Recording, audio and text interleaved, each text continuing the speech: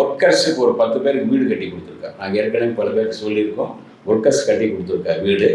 அவங்களுடைய பசங்களுடைய படிப்பு, அந்த ஒர்க்கர்ஸுடைய பசங்களுடைய படிப்பு, அவங்களுக்கு எல்ஐசி இவர் தான் பண்ணுறாரு ஃபுல்லாக. இவர் தான் கட்டுவார்.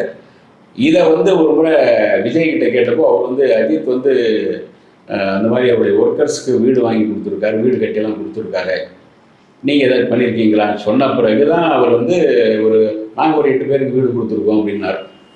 ஒரு 8 பேருக்கு கொடுத்தாரு. இப்போ கட்சி ஆரம்பித்த பிறகு அந்த 8 பேரையும் வெளியே தூக்கிட்டார், வெளியே அனுப்பிட்டார். ஏன்னா அஜித் என்ன பண்ணாருன்னா அந்த வீடுகள் கட்டி கொடுத்து அவங்களுக்கே அதை எழுதி கொடுத்துட்டாரு. அவங்க இங்கே இருந்தாலும் வெளியே போனாலும் கூட அந்த வீடு அவங்களுக்கு தான் அப்படிங்கிற மாதிரி.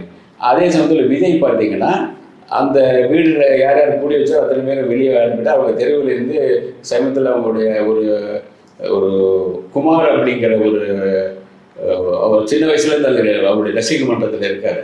அந்த குமாருடைய அக்காவே வந்து வெளியிலேருந்து மண்டு தூக்கியெல்லாம் விஜயை வந்து வசைப்பாடிட்டு போனாங்க. அது அந்த அளவுக்கு. ஏன்னா அவர் திடீர்னு வெளியேற்றும் போது தெருவில் நின்றுடுவாங்க இல்லையா, வீடு கொடுத்தீங்க, அது வீடையும் பறிச்சிட்டீங்க, சம்பளமும் இல்லை அப்படின்னு சொல்லும்போது அந்த மாதிரி விருத்து போயிடுவாங்க. ஆனால் அஜித் அந்த மாதிரி எங்கேயும் பண்ணவே இல்லை. தன்கிட்ட ஒர்க் பண்ணுறவங்கள நல்லா பார்த்துக்கிட்டாரு.